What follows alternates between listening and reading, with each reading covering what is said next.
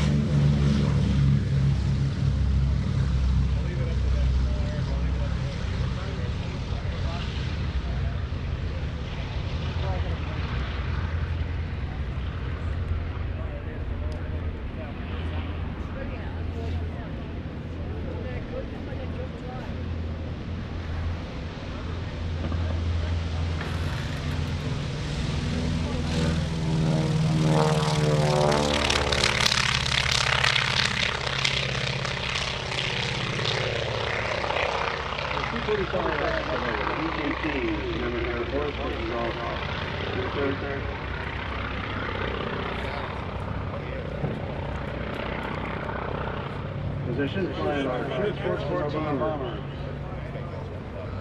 First B-25 taking off. Jim Vosell at patrol. Tom Duffy's B-25 called takeoff time.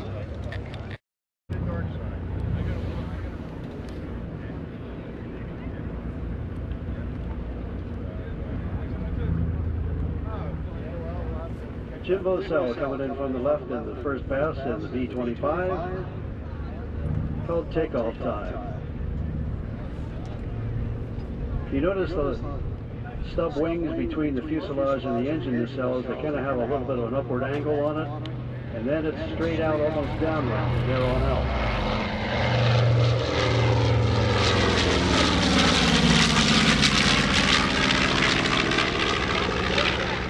So the engineers call dihedral upward and anhedral when it slopes downward, negative dihedral when it's straight. The B-25 was first designed, it was a straight anhedral going upwards all the way from the fuselage out past the nacelle.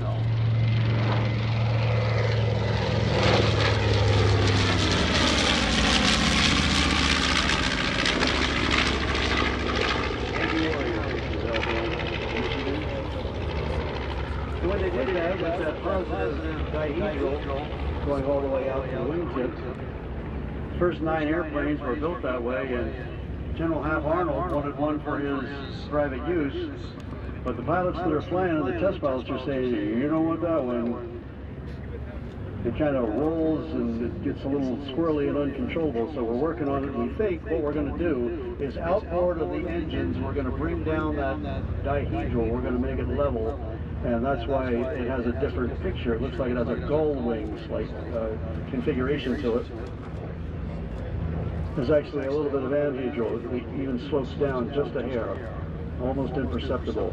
That took care of the rolling and wobbling problems. And Hap Arnold got his airplane, I think it was the 10th airplane, or they took the first one and rebuilt it with new wings. Anyway, here comes the B-17.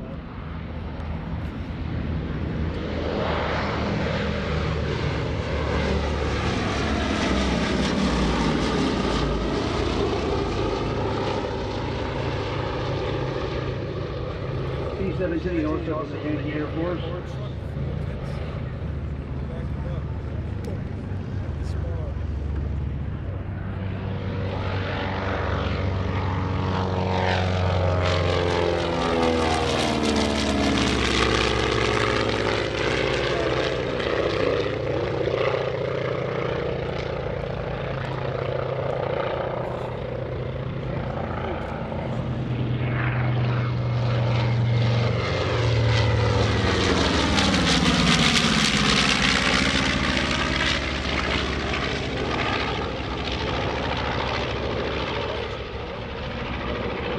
early B-25s had that upper turret on the top of the airplane right after the cockpit. That was located further back, closer to the tail. They found that if they moved it up right behind the cockpit,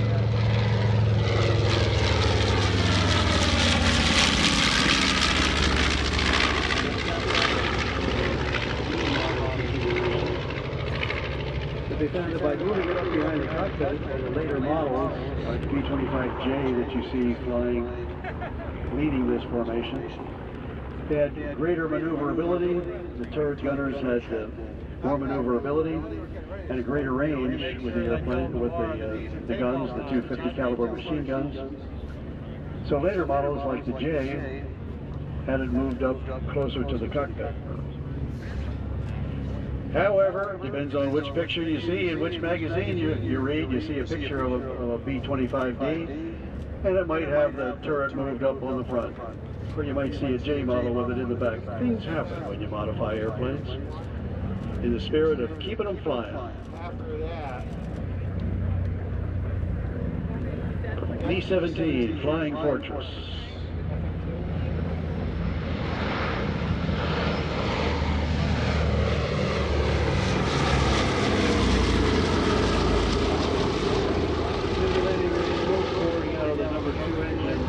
An awful lot of B-17s came back to their bases in England or other places after having had the number 2 engine shot out from underneath them.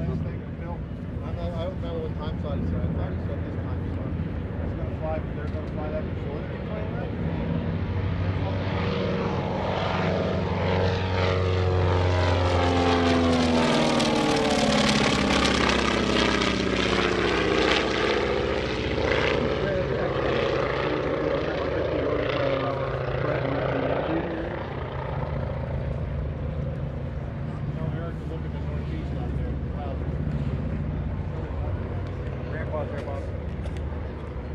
So you're launching fires ahead of me, or did you get ready to start, or what? So look at the cubicle nimbus above it. Obviously, it's looking off to the northeast.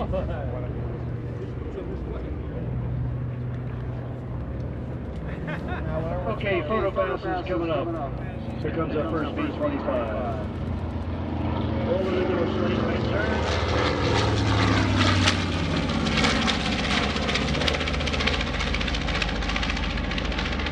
25J.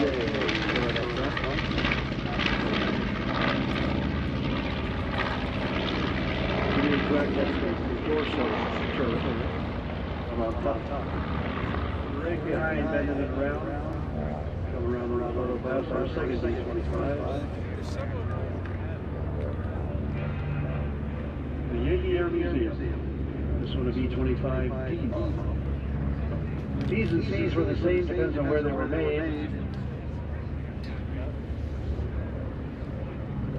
One factory in California, and the other in the Midwest, and it depends on where it came from. Same airplane.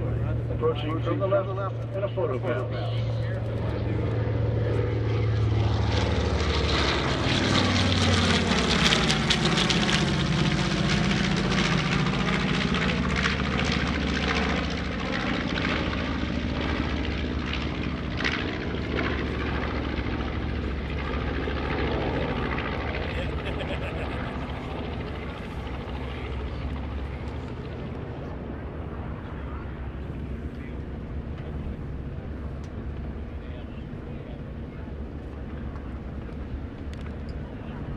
The B-GOM TV, so they might be getting ready to turn. Come on, let's go. It takes them forever to get down there because they only start 2. Now they got to start the other 2. Let them warm up.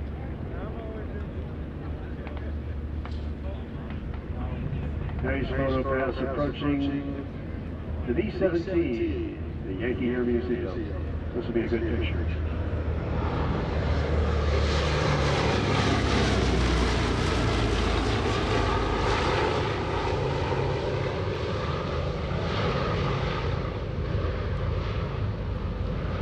You did need that jet time trail in the background of your photograph. But you can always edit that out before we see it on Facebook tonight.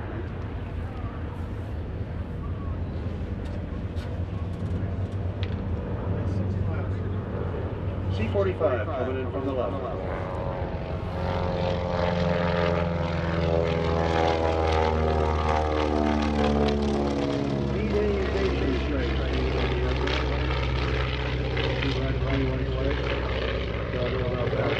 So many airplanes in the sky on D-Day, it looks like Whiskey 7 came in with the invasion strikes.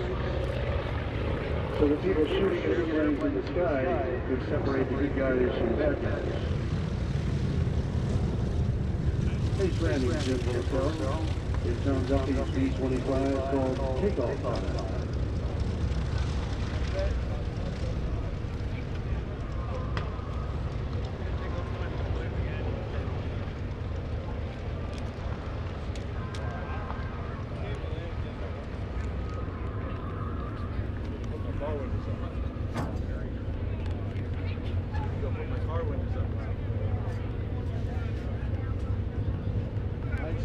Right over there too. That's 6 miles. Light to moderate precip. Slowly inching its way this way. Timing is everything. They would have been a little bit more proactive.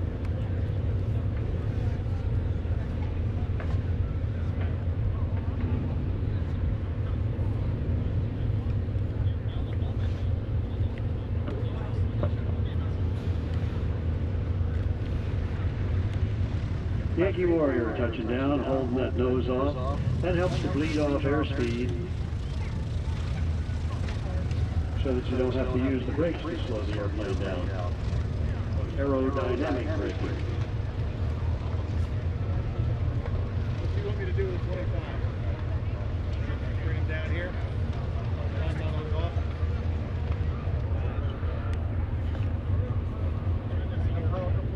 Pushing it.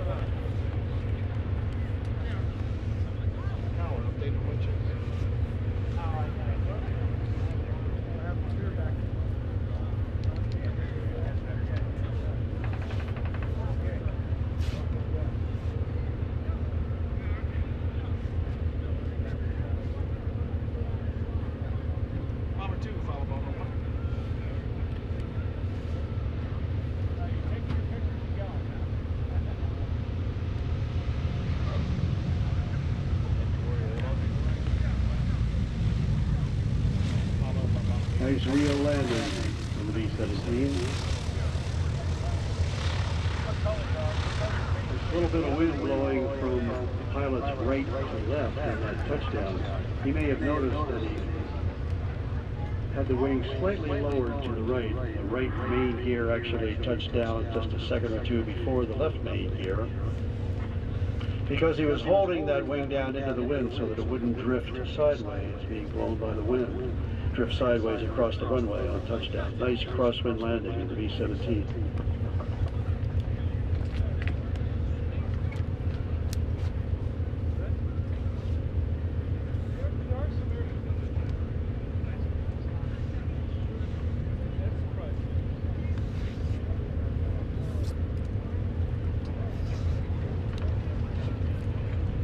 Now I'm looking at that windsock. It looks now that the wind is pretty much right down the runway, so we won't expect to see that crosswind technique on the C-45 Expeditor that's about to touch down on the numbers.